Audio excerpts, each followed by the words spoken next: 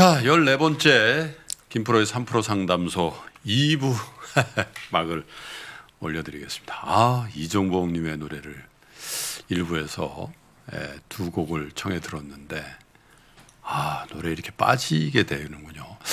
저희가 그 3프로 상담소 14번째입니다만은 14분의 가수 팀을 초대를 했잖아요. 네. 어떻게 가면 갈수록 노래가 다 뭐라고 합니까? 이게 농 읽는다고 할까? 이렇게 그리고 이렇게 매치가 잘 돼요. 예.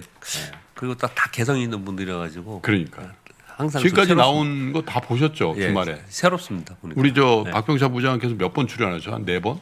4번 정도 됩니다. 4번? 예. 박병창 부장님 나왔을 때 어떤 가수가 나오셨죠? 지금까지 기억해 보시면. 여자분 뜻돌림. 김뜻돌. 예. 예. 뜻돌림 있었고 또 예전에 있었던 제 성함을 잘 몰라서 네. 죄송합니다. 네. 예전에 가수분. 지난주에 또 여행 스케치 예. 두 분 모셔가지고 예. 대박 났죠. 거기다 또 나는 제일 인상이 깊은 게 천명훈 씨야. 천명훈 씨 명훈이 간다 그 노래하는데 그렇게 하는데 너무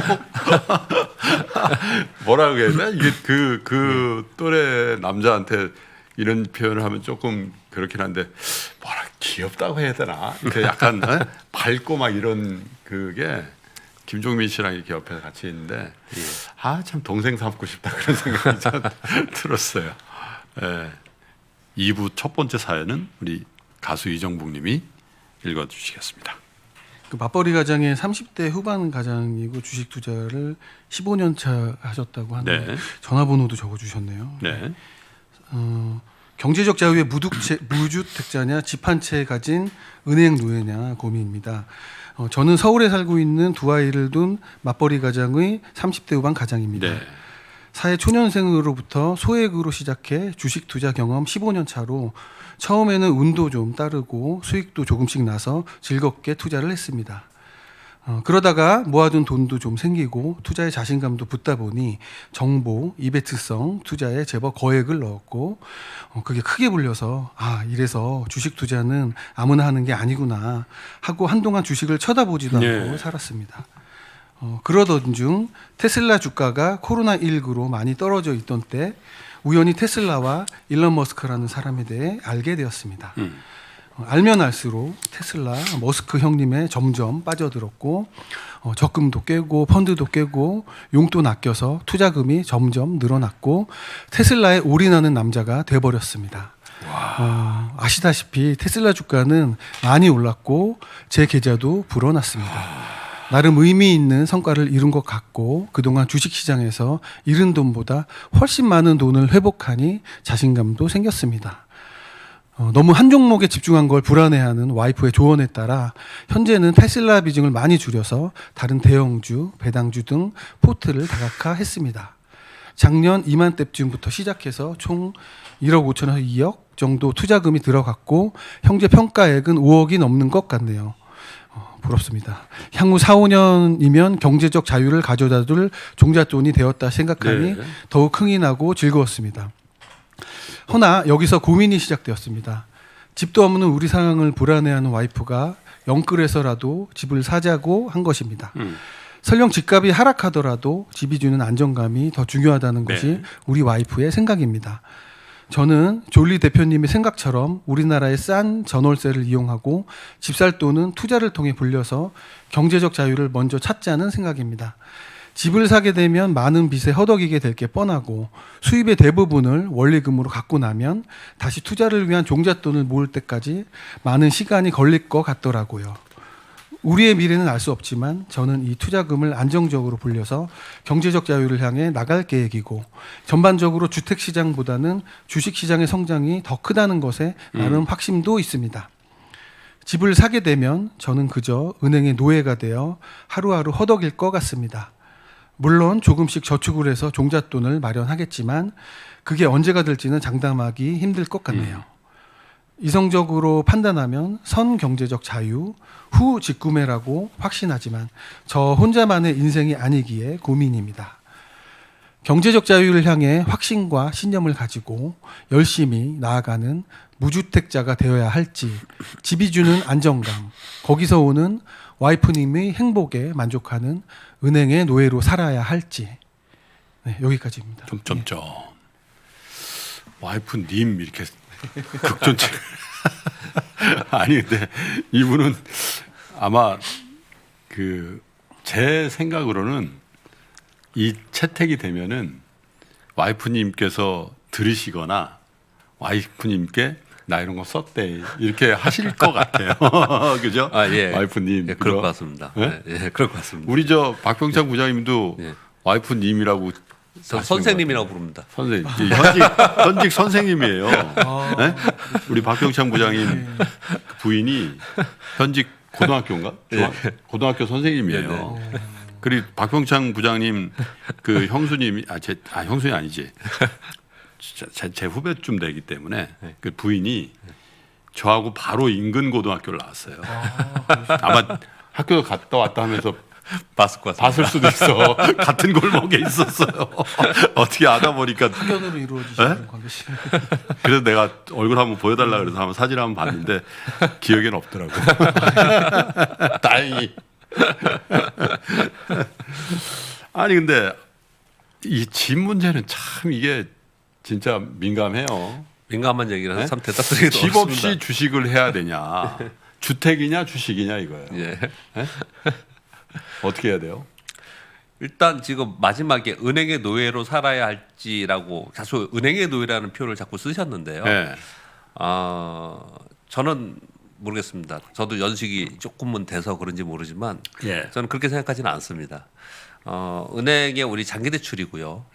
주택 대출은 장기 대출이고 그리고 금리도 그렇게 높지는 않습니다. 그래서 내가 꾸준히 살아가면서 생업에서 일부씩 계속 갚아나가는 것을 한다면 소위 그 모기지론과 영모기지론의 개념을 가지고 있는 거지 예. 않습니까? 그렇기 때문에 약간의 완전히 너무 레버리지 많이 일으켜서 돈을 많이 이제 끌어서 하는 것은 저는 뭐 반대라고 생각합니다. 저도 반대하는데요. 근데 일부에서 자기 적당한 정도의 내 집을 갖는데 롱텀 장기 자금을 내가 한다. 그렇다면은 그걸 다 갚아 나가는 것이 돈을 모으는 거지 않습니까? 우리 어른들이 하는 얘기예요, 사실 이 얘기들이. 그렇게 해서 내가 꾸준히 지금은 작게 30만 원씩 50만 원씩 갚아 나가도 그걸 다 갚아 나가면 내가 그만큼 돈을 모은 거잖아요, 사실. 그런 의미에서 저는 이 와이프 님이 얘기하시는 것처럼 어느 정도 집을 장만하는 것은 맞다라고 생각을 좀 합니다. 그런데 지금 현재 집값이 굉장히 많이 올랐지 않습니까? 저는 부동산 전문가가 아니기 때문에 부동산이 앞으로 지금 샀는데 이게 빠지면 어떻게 또는 지금 너무 높은 거 아니야 이런 고민들을 많이 하지 않습니까? 사실은요. 근데 저는 그 부분에 대해서 이렇게 생각합니다. 저는 주식을 하는 주식쟁이라서 이런 말을 하는 건지 모르지만요. 내가 살고 있는 내 집 하나예요. 그게 3억이든 30억이든 내가 사는 집입니다. 그거는 저는 좀 그런 의식을 갖고 있습니다. 우리 와이프님도 그런 생각을 좀 가지고 있거든요. 내가 사는 집이니 그냥 그것은 내가 편안하게 누워 잘 수 있고 편히 휴식할 수 있는 집이면 된다라고 생각을 합니다. 그래서 왜 이 말씀을 드리냐면요. 꼭 비싼 집을 사서 또는 위치가 좋아서 이 집값이 올라야 될 곳에 내가 집을 사야 된다라는 개념으로 재테크의 개념으로 집을 산다는 것에서 저는 약간 반대를 합니다. 그것보다 주식이 낫다고 좀 생각하는 사람이니까요. 그런데 내가 살 집이라고 생각을 하면은 지금 5억 정도 갖고 계신다고 했는데 그 돈 뭐 전부 다 넣지 마시고요. 그 중에 뭐 요즘에 약간만 좀 떨어져도 그래도 뭐 저기 우리 핵심이니까 뭐 30평이 뭐 10억 가고 20억 가고 그러는 거지. 조금만 이렇게 둘러보면은 그래도 30평대 6억 정도, 뭐 7억 정도 집이 있을 수는 있거든요. 그런 집이 있거든요. 좋은 데 사시니까 모르시죠? 아 왜 갑자기 저한테 그러세요? 자, 예. 있거든요. 아니 나 지금 한 아파트에 지금 20년째 살고 있는 사람이에요. 그런 집을 내가 5억에 있는데 뭐 한 3, 4억을 해서 저 같으면 그렇게 하겠습니다. 오늘은 저 같으면 표현을 또 많이 쓰네요. 한 4억에 한 2억 받아서 그럼 장기 6억짜리 사고. 예, 받아서 6억짜리 사고 한 1억 가지고 투자를 좀 한다. 이런 게 가장 해피하지 않겠습니까, 서로? 뭐 저는 좀 그렇게 생각이 듭니다. 글쎄요. 근데 이제 저는 뭐 꼭 주식쟁이라서 그런 건 아니고 저는 이제 금융 상품을 많이 만들어 보고 예. 또 세일즈도 하고 그래서 돈이 묶이는 거에 대해서 저는 예전부터 굉장히 싫어했거든요. 예. 그래서 저는 뭐 3년짜리 무슨 정기 예금 이런 거 절대 안 해요. 왜냐하면 딱 이벤트 발생하면 그걸로 쫙 쏴가지고 딱 먹고 해야 되기 때문에 그럼 뭐 2% 개런티 받고 3년짜리 이거 아예 안 해요. 예, 차라리 오래 계셨으니까. 0.5% 받고 언제든지 예. 예, 쓸 수 있는 돈을 만드는 그런 유동성 관리를 좀 많이 하는 편이었는데 네. 대신 이제 채권 투자 같은 것들은 하죠. 왜냐하면 채권 투자는 사실은 예금하고 달리 유동성이 유동성이 있어요. 팔면 되니까. 예. 최근에도 회사채 좀 팔았거든요. 네, 매매하면 회사채 좀 되니까 갖고 그거는. 있었던 게 있는데 하이힐드 뭐 네. BBB 채권 이런 거 좀 매매도 하고 했는데 그래서 저는 제 주특기가 채권이고 또 금융시장의 플레이어로서 시작을 해서 그런지 뭐 어떻게 다 부동산도 100점 맞고 금융상품도 100점 맞고 주식도 100점 맞고 그런 사람이 어디가 있어요. 네네. 그래서 제가 항상 우리 친구들이나 후배들하고 집 얘기가 나오면 난 그냥 부동산 75점 정도 맞았어. 그렇게 얘기를 해요. 네네. 지금 생각해 보면요. 제가 금융위기 이후에 유일하게 3년 동안 강남에 직장이 있었거든요. 사무실이. 네. 항상 여의도나 그 광화문 쪽에 직장이 있다가 네네. 2008년도부터 2008, 2009, 2010, 2011년도 상반기까지 네. 강남의 요지에 네. 저희 사무실이 있었거든요. 그래서 생각해 보면 그때 또 제 캐시플로가 제일 좋을 때였어요. 회사로부터 돈도 제일 많이 받고 그럴 때라서 그 강남 1원에 그냥 전세 끼고 네. 대출 좀 받으면 그때 LTV, DTI 널널했잖아요. 네네. 대출 규제도 없었고 야 그거 뭐 어떻게 툭툭 살 수 있었겠네 이런 생각 하거든요. 그 생각해 보면 또 굉장히. 속 쓰려요. 그리고 오늘 윤 교수님 안 계시니까 뭐 제 방송 분량 좀 더 해도 되겠지. 근데 2008년도에요. 금융위기 왔잖아요. 그래서 제가 이제 그때 이제 2008년도 7월 말에 이제 한국기업에서 8월 1일부로 출근했는데 실제로요. 지금 서울에서 제일 비싼 아파트인 반포의 레미안 퍼스티지 미분양이었고요. 그리고 그 옆에 반포 자이가 미분양이었어요. 특별히 그 자이는 저하고 굉장히 친한 분이 금융주선을 한 은행 본부장님이었거든요. 그래서 저보고 한 번 왔어요. 제 선배님인데 김프로, 그때는 김프로 이제 김상무, 당신 저 미국에 아는 사람 많지? 야 이거 팔러 좀 가자. 미분양 나가지고 이거 팔러 가자는 거예요. 교포들. 왜냐면 달러가 엄청 그때 막 그 가치가 높아져 있을 때니까. 그래서 제가 그거를 홀세일, 그러니까 예를 들면 100채 팔면 인센티브 받는 뭐 그런 것도 한번 해보고 그랬거든요. 네네. 근데 그래서 그걸 이제 사전 조사를 해야 되니까 그 LG 자이 그때는 LG 자이였나? GS 자이 그 단지에 갔어요. 네. 구경하러. 집은 다 지었는데 미분양 상태였어요. 네네. 그래서 그 앞에 실제로 있었던 일입니다. GS 자이 LG 자이인가 GS 자이 부동산이라고 있더라고. 네. 들어가가지고 시세가 어때요? 뭐 그랬더니 50평대인가 60평대가 14억인가 뭐 얼추 그런 정도였어요.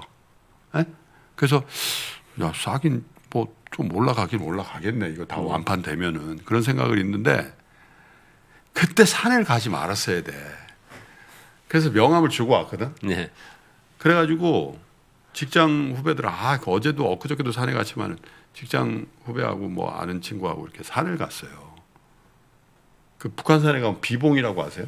비봉이 있어. 승가사 넘어서 이제 거기 가면은 거기 두텁바위, 이 너럭바위처럼 평평한 바위가 있는 비봉이라고 네네. 있거든.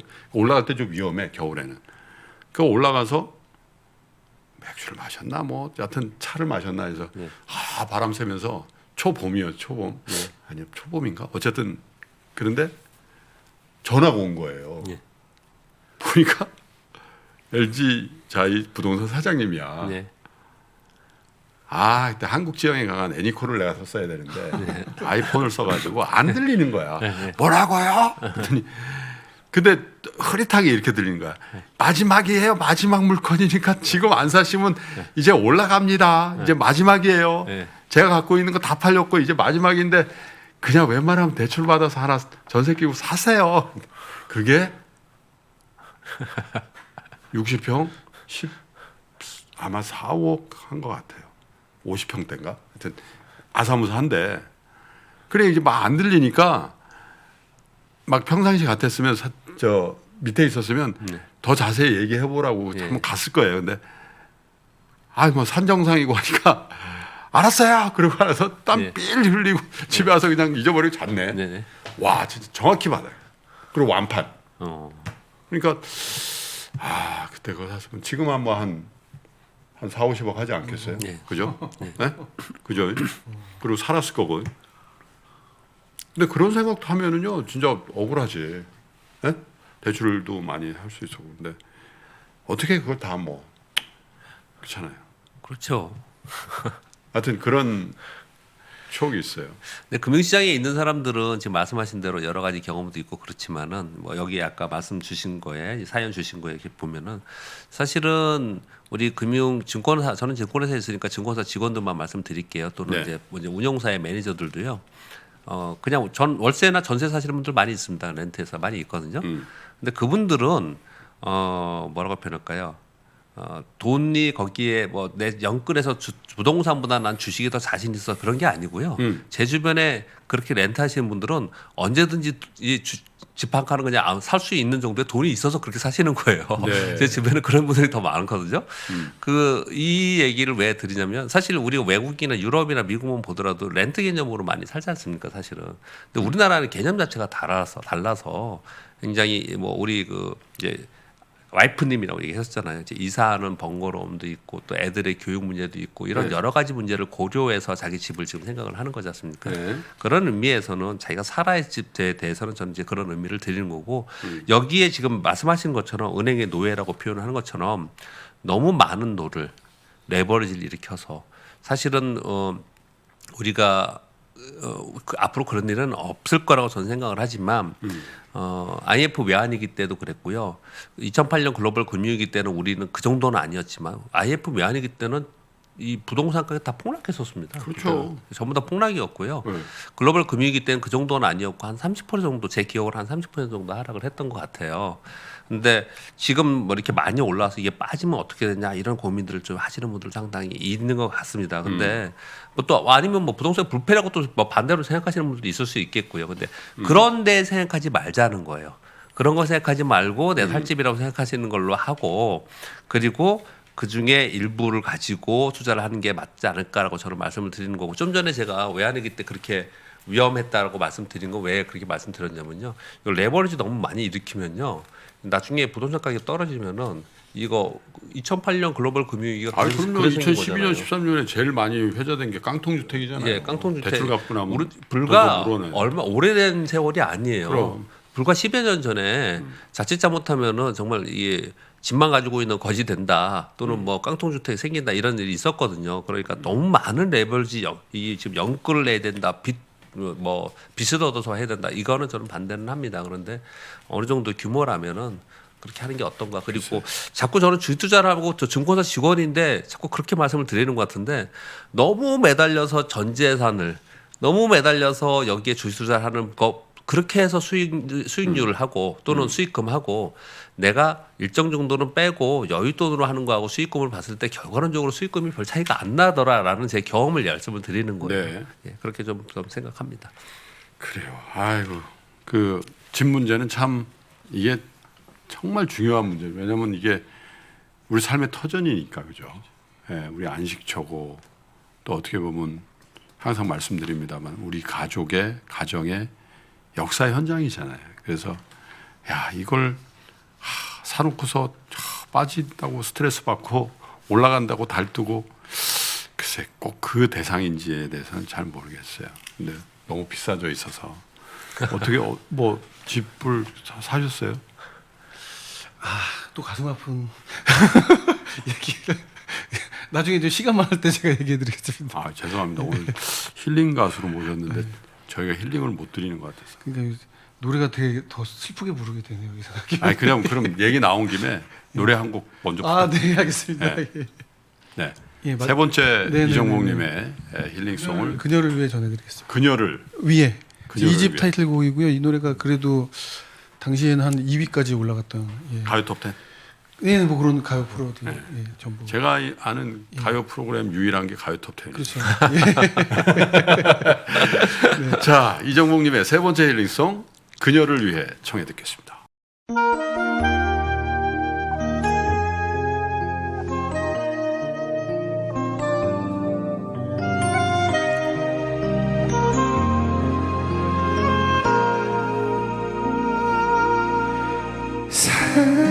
사랑한다면 그녀 위하고 싶다면 그녀를 떠나줘요.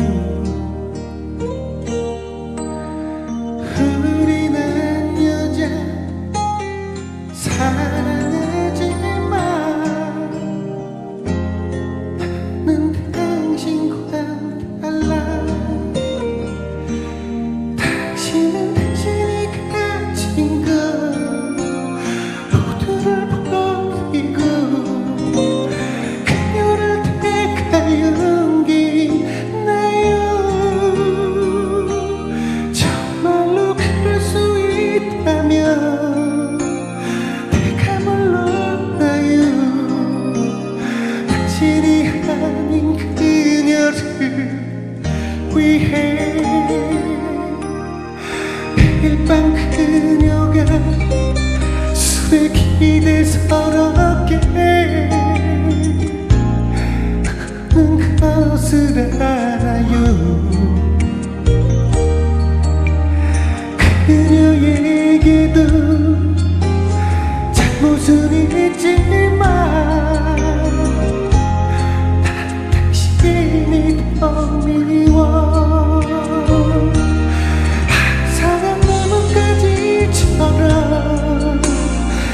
그녀의 마음이 변해가는 게 안 보이나요? 그녀를 포기하나요? 다치잖아요. 모든 게 당신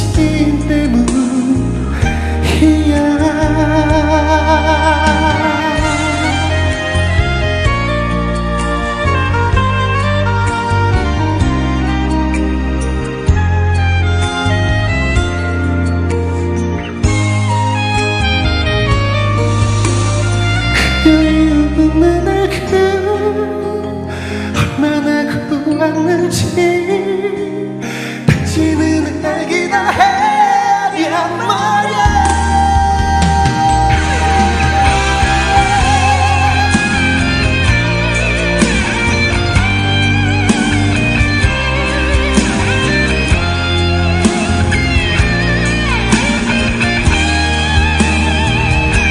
당신은 그녀에게 뭐든 해줄 수 있는 게 뭐가 있나요? 말을 해봐요.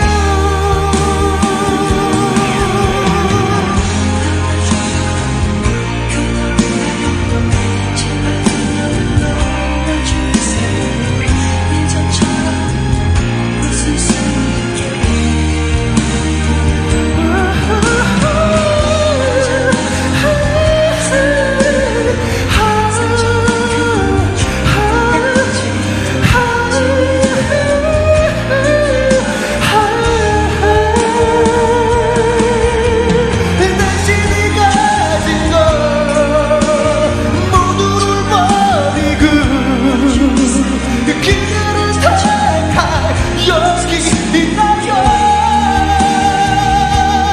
정말로 그럴 수 있다면 내가 물러나요. 당신이 아닌 그녀를 위해 당신이 가진 것 모두를 버리고 그를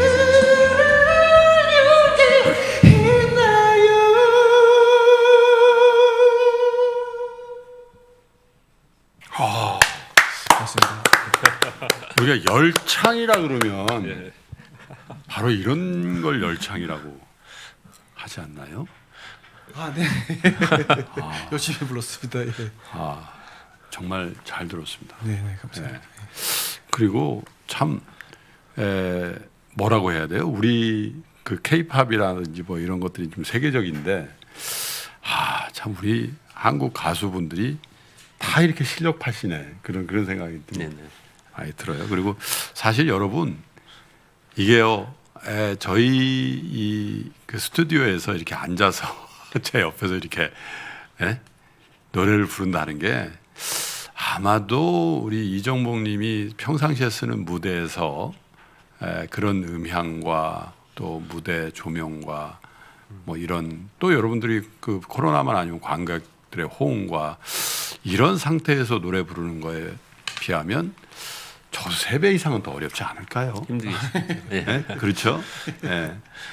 그럼에도 불구하고 이렇게 많은 아티스트 분들이 저희의 초대에 이렇게 응해 주시고 여러분들과 함께 사연도 나누고 힐링해 주셔서 너무 감사드립니다. 앞으로도 좋은 아티스트 분들 그리고 사실 이제 코로나 때문에 무대도 많이 없다고 하니까 저희들도 아주 조그만 무대지만 그런 기여를 좀 같이 하기를 원합니다. 그래야 여러분들이 많이 봐주셔야 돼요.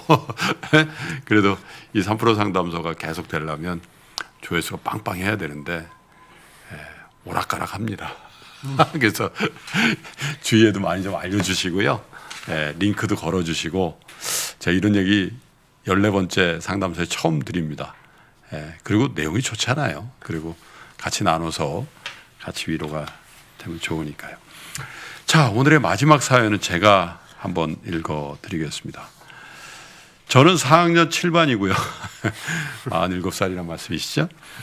대학교 1학년 딸, 고등학교 1학년 딸, 중2 아들 세 아이의 엄마이자 양천구에서 작은 공인중개사 사무소를 9년간 운영 중인 자영업자입니다. 실명은 언급하지 말아달라고 하는데 이 정도면 대부분 주위 분들은 알 것 같은데 그죠? 예, 3년 전부터 주식을 해볼까 고민했었는데 10년 동안 주식하고 있는 친구가 제 성격이 한번 시작하면 너무 집중하는 성격이라 시작도 하지 말라고 하더라고요. 그때는 아이들도 어렵고 부동산을 운영하고 있다 보니까 현업에 집중을 못할까 봐 주식 계좌만 개설하고 시작도 하지 않았습니다. 그러다가 2월 중순에 주변 부동산 사장님들이 저보고 왜 안 하세요 하면 잘할 것 같은데 하시더라고요. 그래서 아무것도 모르고 삼성전자와 반도체 관련주로 시작을 했습니다. 여러 주식 관련 방송을 봐도 잘 이해가 안 되지만 가랑비에 옷 젖는다고 점점 지식이 쌓이는 걸 보면 역시 노력을 하면 성장을 할 수 있구나 하는 생각이 듭니다.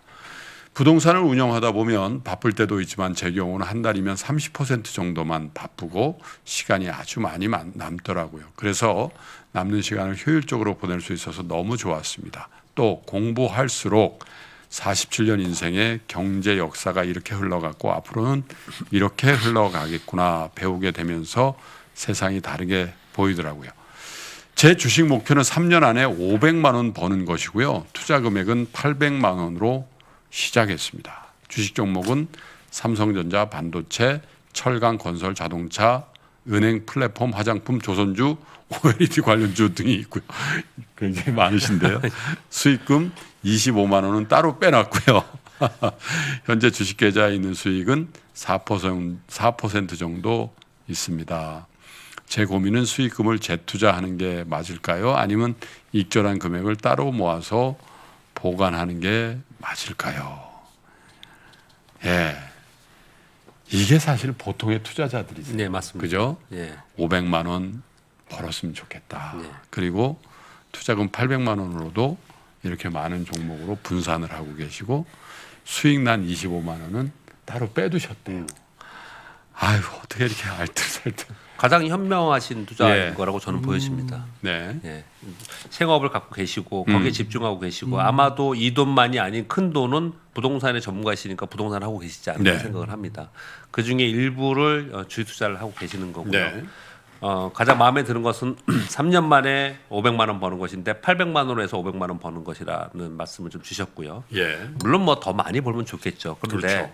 내가 목표한 금액이 있다고 해서 똑같이 그렇게 버는 것은 아닙니다. 주식투자를 하다가 보면 기회가 생기고 어느 순간에는 800만 원이 한 달에 800만 원 벌어서 그럴 수도 300만 원이 될 있죠. 수도 있는 네. 거거든요. 다만 이 3년 만에 500만 원을 번다라고 목표를 정했기 때문에 훨씬 더 느긋하고 천천히 할 수 있다라는 거예요. 훨씬 더 안정적인 주식을 살 수 있다는 거기 때문에 좋은 네. 현명한 방법이라고 저는 말씀을 드리고 있는 거고요. 근데 지금 고민이 수익금을 재투자하는 게 맞을까? 아니면 따로 모아서 보관하는 게 맞을까? 제가 이 예. 선포 상담소에 나와서 이 말씀 드렸었는데요. 많은 게 800만 원 시작을 해서 800만 원이 900만 원 되고 1000만 원 되고 1100만 원 되고 목표가 지금 500만 원 보면 1300만 원이지 않습니까? 예. 이렇게 쭉 가는 거. 이건 지금 좀 금액이 좀 작아서 죄송하지만 좀 그런데 예를 이렇게 들어보겠습니다. 1억을 하시는 분이 있어요. 보통 이제 주식 투자가 1억 하시는 분이 많이 있으니까 이제 예를 그렇게 들면요. 1억으로 10억을 만드는데 너무 크니까 1000만 원 1억 하겠습니다. 1000만 원으로 1억을 만드는데 2천만 원, 3천만 원, 4천만 원, 5천만 원에서 20% 벌면은 7,500만 원, 6천만 원 되는 거 금방 뭐 벌 수 있잖아요. 뭐 한번 운 좋아서 더블 벌면은 1억 번다 이렇게 생각 많이 하시잖아요. 이렇게 해서 가는 속도하고 내가 1,000만 원으로 계속 가는데 계속 빼지는 말고요. 어떻게 빼는 거냐면 이거 제가 예전부터 얘기 많이 했던 얘기인데 1,000만 원이 2천만 원 갈 때까지는 그냥 있어요. 그러면서 예. 자기의 주식 투자 노하우도 실력이 쌓아가는 거거든요. 그러면서 1,000만 원이 2천만 원이 됐어요. 그러면 한 200만 원이나 300만 원 빼세요. 그리고 또 다시 2천만 원 정도 목표를 세우고 2천만 원에서 또 한 2,500만 원 됐어요. 그럼 그 다음에 500만 원 빼세요. 이러면서 내 실력이 점점 느는 거거든요. 그러면서 이렇게 쌓아둔 돈이 옆으로 사이드로 두잖아요. 나중에 네. 보면은 원금을 가지고 1,000만 원으로 1억 10배를 지금 얘기할게요. 굉장히 과장되게 얘기하는 겁니다. 10배를 가는 것하고 그냥 여기서 내가 옆으로 사이드로 빼서 얘를 모아놨더니 나중에 보니까 이게 몇 천만 원이 됐네. 이거하고 비교했을 때 후자가 훨씬 더 빠릅니다. 이건 제가 여태까지 많은 경험과 주변의 사람들을 보면서 이렇게 말씀을 드릴 수 있습니다. 왜 그러냐면요. 주식은 승수 효과라는 게 있기 때문에 1,000만 원 시작을 했고 5천만 원 됐고 여기는 5배가 뜨는 거잖아요. 근데 5천만 원 돼서 1억이 되면은 2배만 되면 되지 않습니까? 네. 근데 이건 항상 우리가 위쪽만 바라봐서 그렇지 5천만 원이 됐을 때 50%만 마이너스 나도 곧바로 2천만 원대로 가는 거거든요. 이게 매번 성공할 수 있는 상황이 아니고요. 그렇죠. 주식은 또 사이클이 있습니다.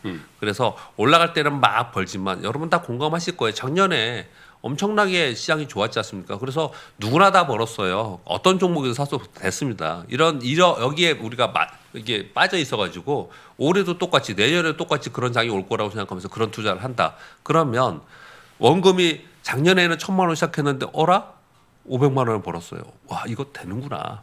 그런데 올해 1억 넣었어. 이러면 많을 거예요 아마도. 그렇죠? 꼭 진짜 많을 거예요. 제대로 한번 해보려고 예. 결심했어. 하면은 그때부터 물려더라고. 장도 이미 좋은 장에서 벌었었고 장도 조금 흔들리고 있고 네. 어려운 장으로 되고 있기 때문에 그래서 저는 굉장히 현명한 투자를 하고 계시다고 저는 생각을 하고 있고요. 분산 투자 좋다고 생각하고요. 그리고 500만 원에서 25만 원 번 거 있었다고 그랬잖아요. 그럼 빼세요. 이렇게 10번만 하면 250만 원 버는 거잖아요. 이게 지금 목표하는 3년 만에 300만 원, 800만 원 시작해서 500만 원 버는 거 저는 훨씬 더 빠르게 갈 수 있다라고 저는 생각합니다. 그러니까 이제 주식을 업으로 하는 제 친구들이나 후배들 이렇게 보면은 빼는 게 어디 있습니까? 네? 그래서 진짜 그런 얘기들 네. fully invested 돼야 된다. 네?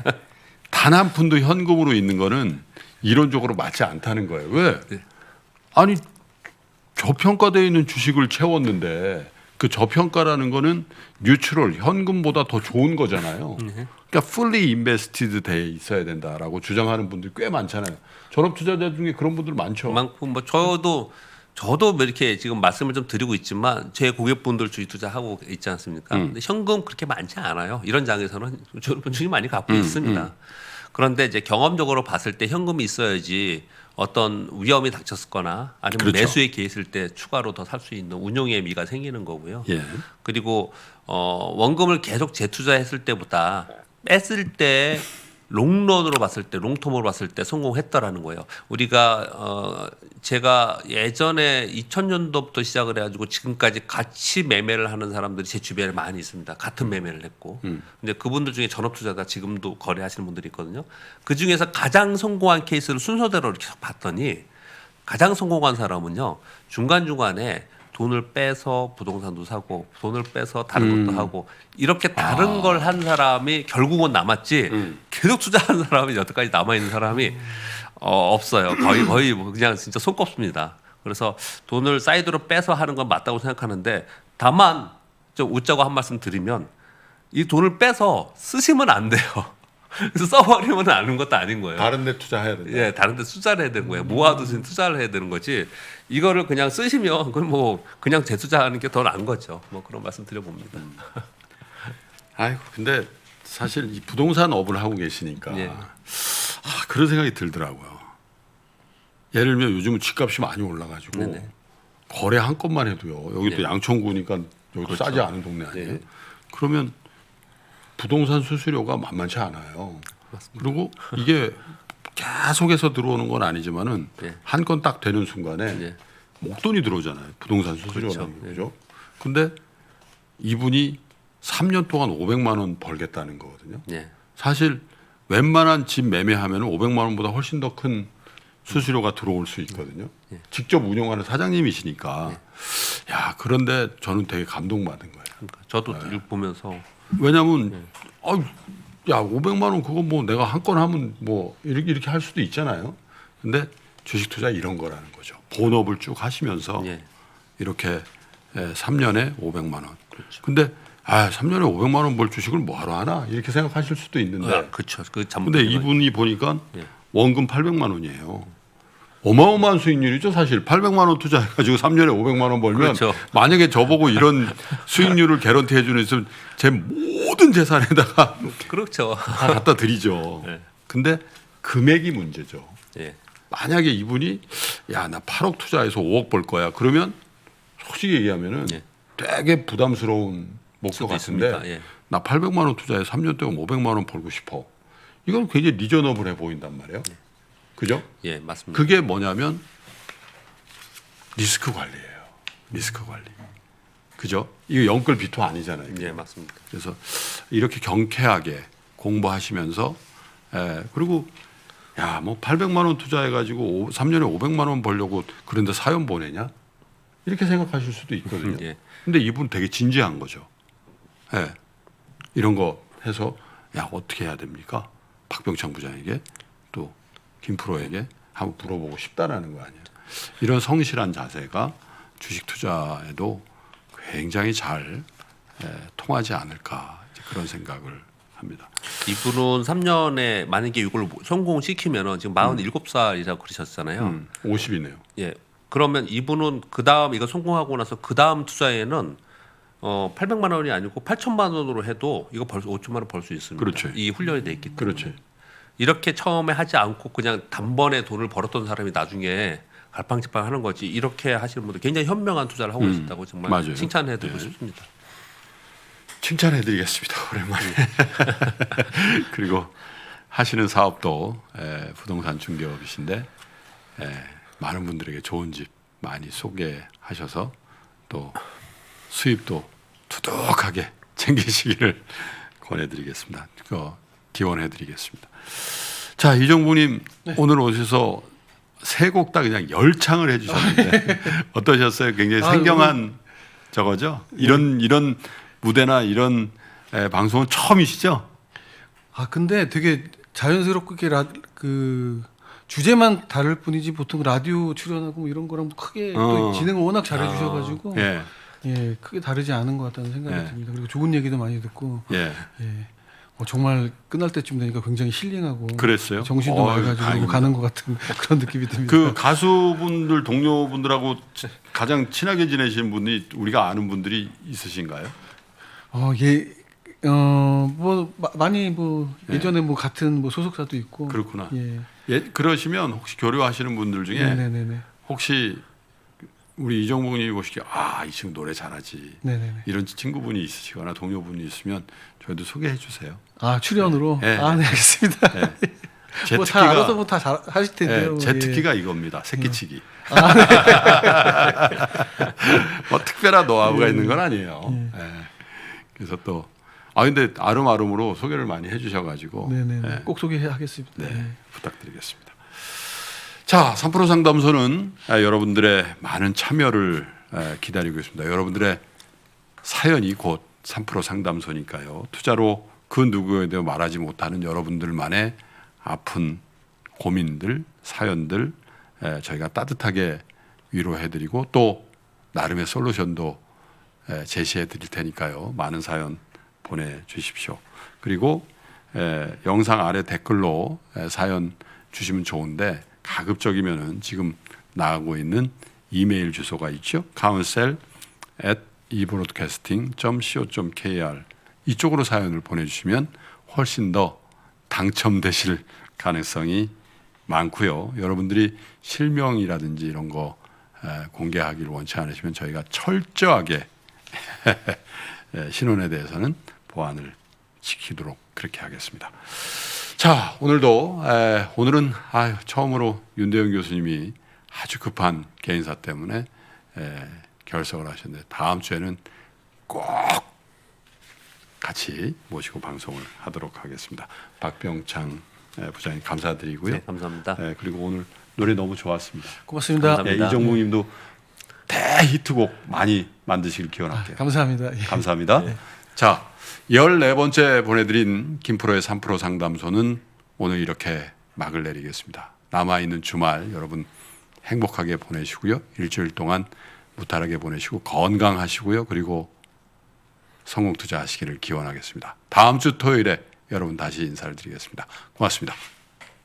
아마도 봄학기를 들으신 분들은 이게 이어지면서 실전에 어떻게 하면 활용할 수 있을지를 볼 수 있기 때문에 제가 보기에 일단 기본적으로 세미나도 중요하지만 우리가 공부했던 그런 강의를 다시 한번 복습할 수 있는 좋은 기회라고 좀 볼 수 있으니까요. 많은 분들의 애청을 좀 바라겠습니다. 네, 맞습니다. 올해도 사실 경제 회복이 생각보다 빨라지면서 올해 미국 S&P 500의 기업이익이 소위 2019년 수준은 이제 회복할 것으로 보고 있는데 문제는 올해보다 내년에 대한 경제 전망이 더 좋아질 수 있다는 거죠. 물론 기저효과 때문에 약간 상승률로 둔화될 수 있지만 내년에 대한 전망치도 상당히 이미 좀 나오고 있기 때문에 좀 긴 호흡으로 내년까지 좀 대비하는 그런 자세에 밑거름을 확보하는 그런 차원에서 이번 24일 날 진행하는 투자 콘서트에 많은 분들의 참여 당부드리도록 하겠습니다.